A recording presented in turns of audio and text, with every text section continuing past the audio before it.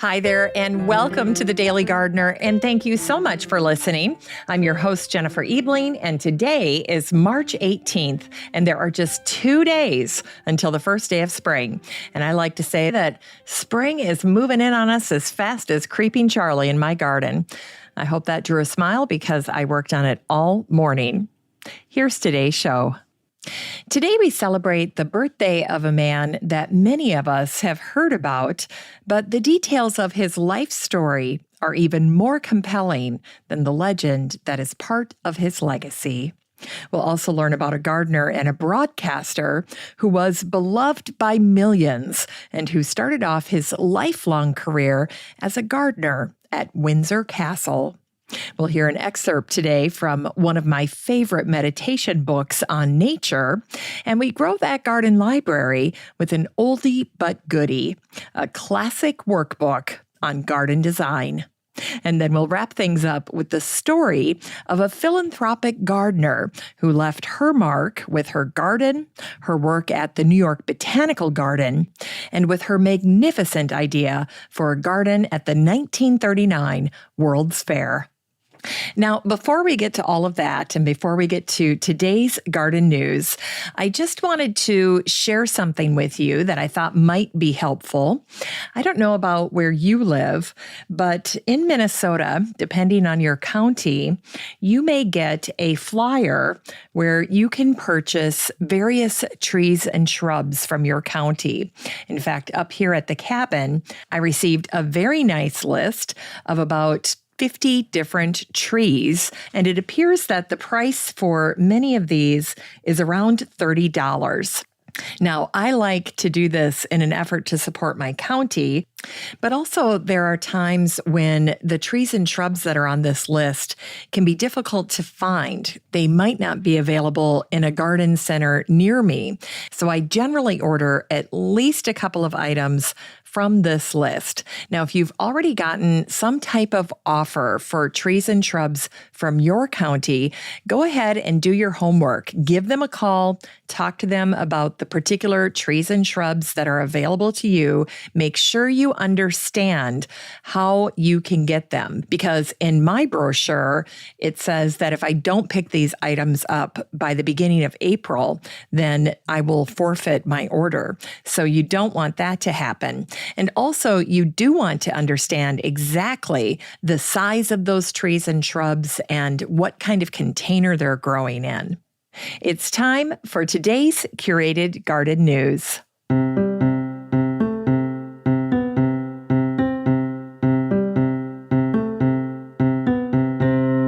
Today's curated garden news was written by Sarah Raven, and the title of the article is Why the Chrysanthemum is Having a Comeback. Now, Sarah starts off her article this way. I knew things had changed with chrysanthemums when 4 years ago I walked into the Brooklyn workshop of Saipua, the super trendy New York florist, and saw buckets and buckets of chrysanthemums, all in cadaverous tones. Every flower was in its own plastic hairnet to protect the twisty, complex, many-petaled heads. They cost a fortune and were destined for a flower installation at the Met. Well, as you can tell from that tiny little excerpt, Sarah is a magnificent writer. And if you are at all interested in growing cut flowers, you might want to jump on the bandwagon and grow more chrysanthemums this year. In fact, Sarah writes, if I had to choose one flower I want more of in 2021, it would be chrysanths. So keep that in mind when you're picking out your flower seeds or when you're at the garden center. Chrysanthemums are in. And if you'd like to read this post for yourself over in the Facebook group for the show, you can do that very easily just by searching for the word chrysanthemum.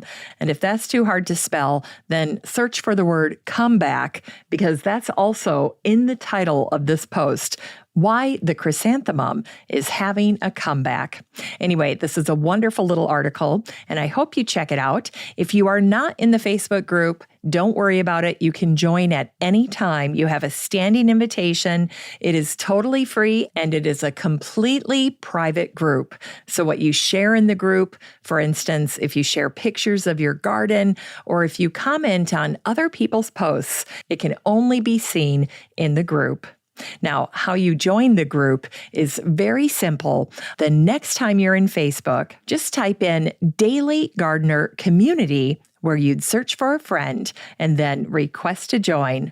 I'd love to meet you in the group. It's time for today's botanical history.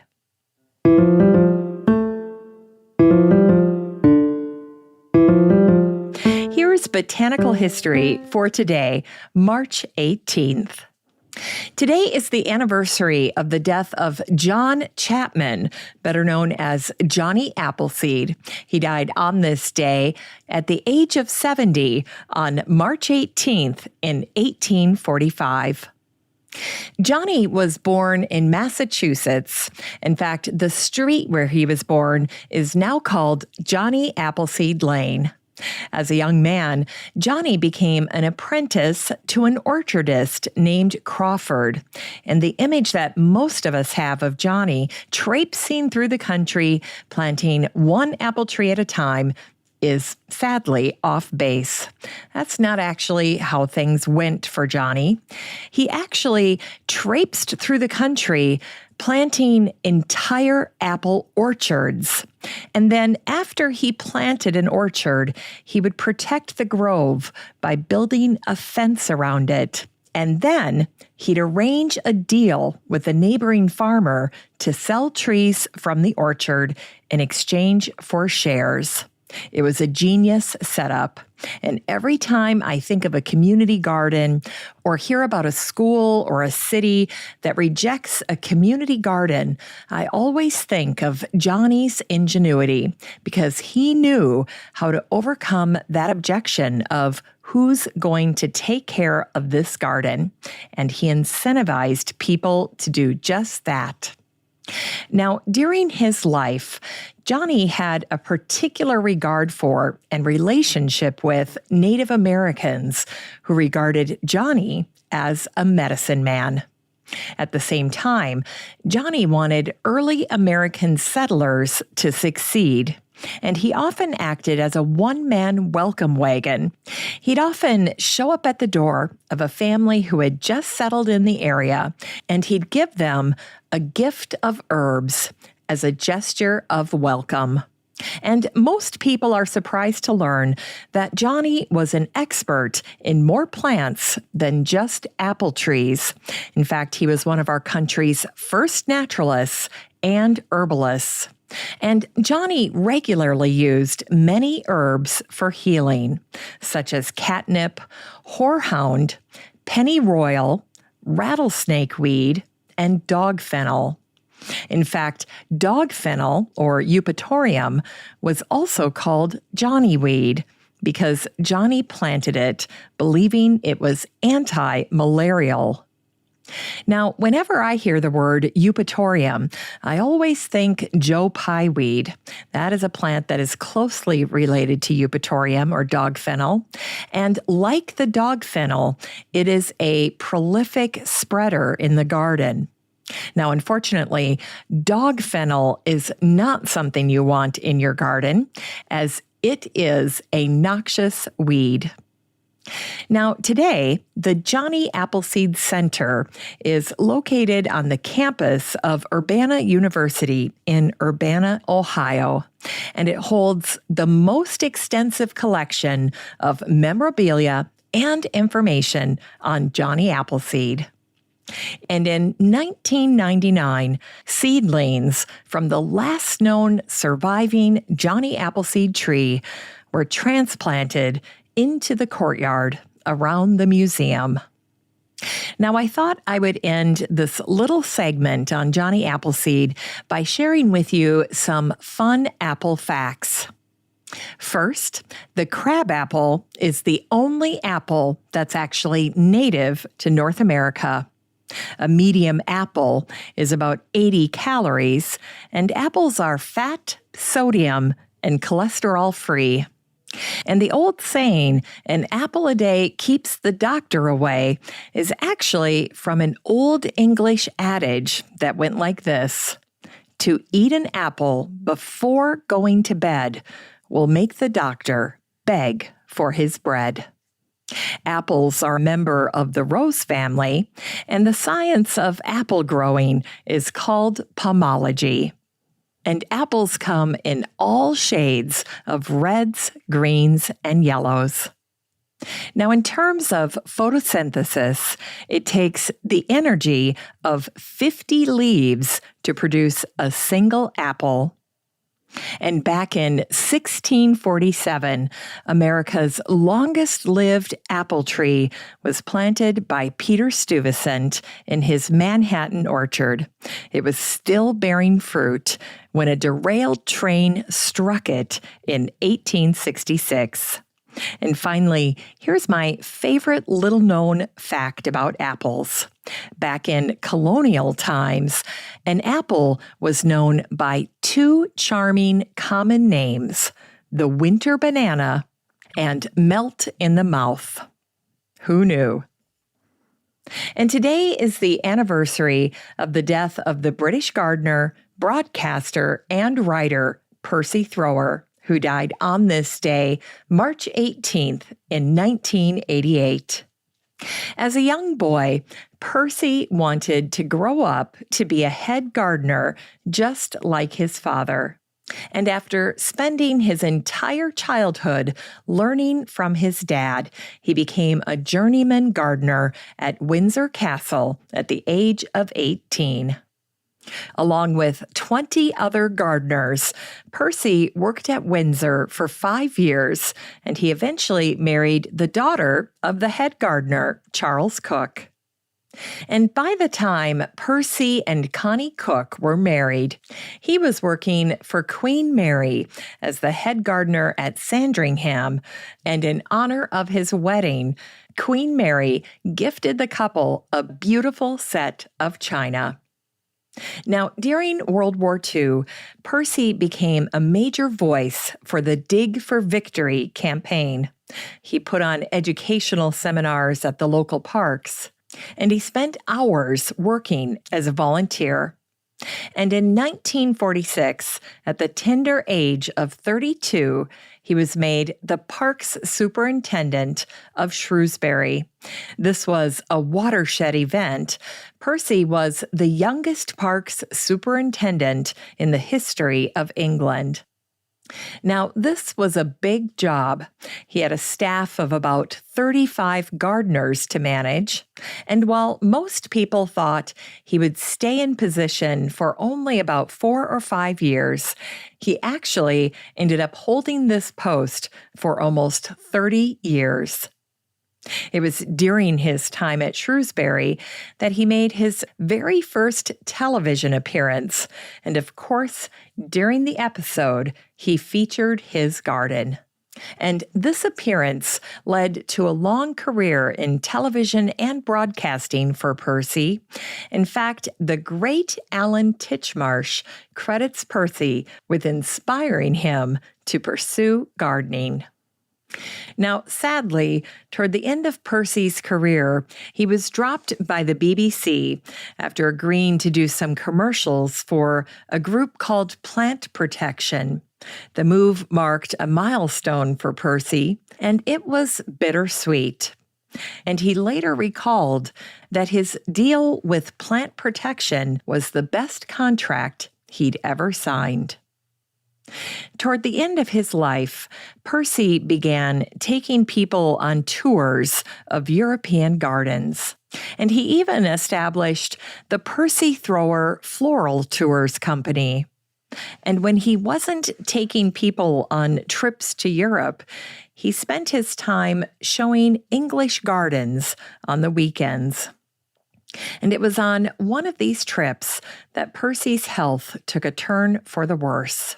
He was diagnosed with Hodgkin's disease, and he made his final recording from the hospital a week before he died on this day, March 18th, in 1988. And I thought you'd enjoy hearing this one little story that I came across in researching Percy's life. When he was first working at Windsor Castle, he found 50 old fuchsias in the greenhouses, and seeing those fuchsias gave him an idea. He decided to propagate them, and he took cuttings from the tips of the first rootings, and then he began to even root side shoots. Well, the net result was Percy had over 5,000 new fuchsias to plant around Windsor Castle. And I bet that was something to see. It's time for today's Unearthed Words.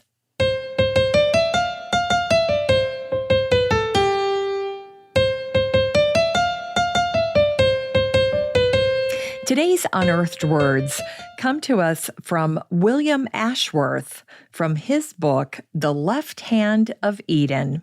The subtitle for this book is Meditations on Nature and Human Nature. It's just a short little thing, about 187 pages, but it's really a wonderful book.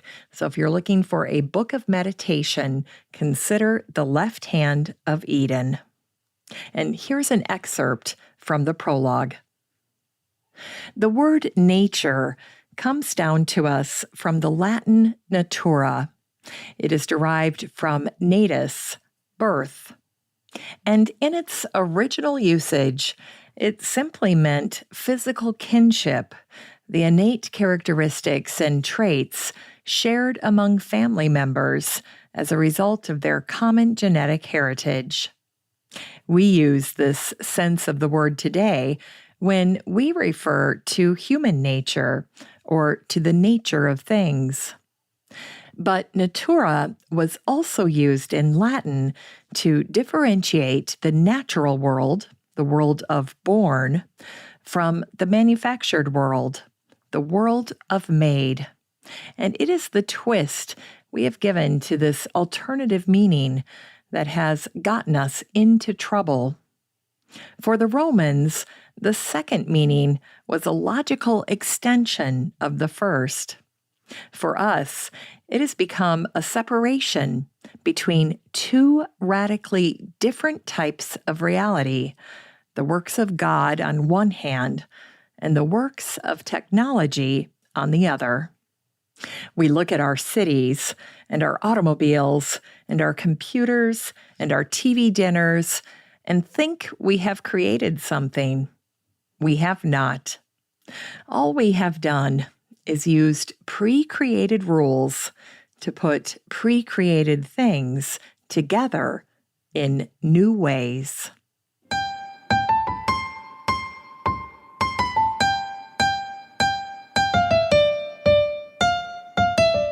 It's time to grow that garden library with today's book, Garden Design Workbook by John Brooks.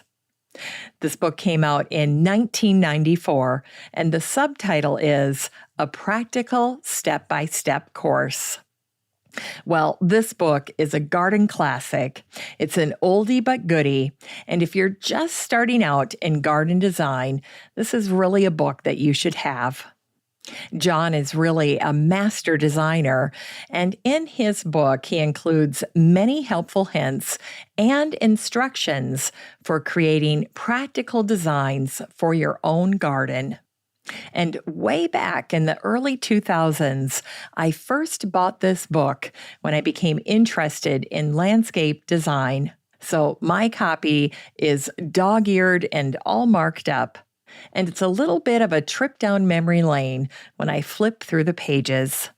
This book is 72 pages of learning how to design a garden, including learning how to draw a garden and learning the basic principles of structure. If you want to learn how to draw designs for your garden, then John's book is exactly what you're looking for. You can get a copy of Garden Design Workbook and support the show using the Amazon link in today's show notes for around $1.25. That's a steal.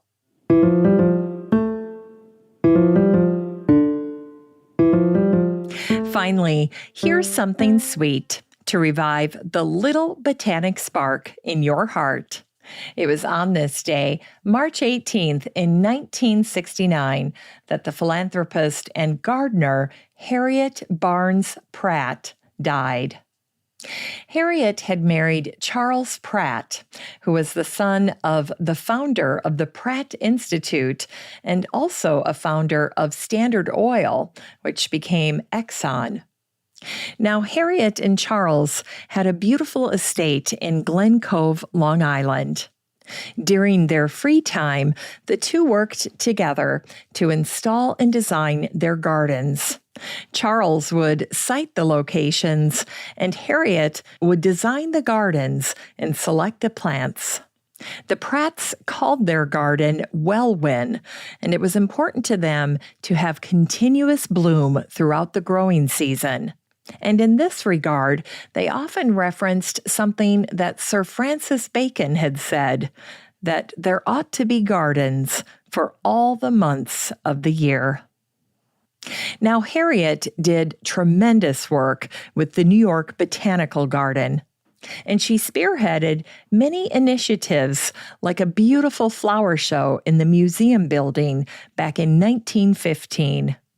But in terms of her horticultural achievements, Harriet is remembered for coming up with the idea for Gardens on Parade, a half-acre, stunning display for the 1939 World's Fair.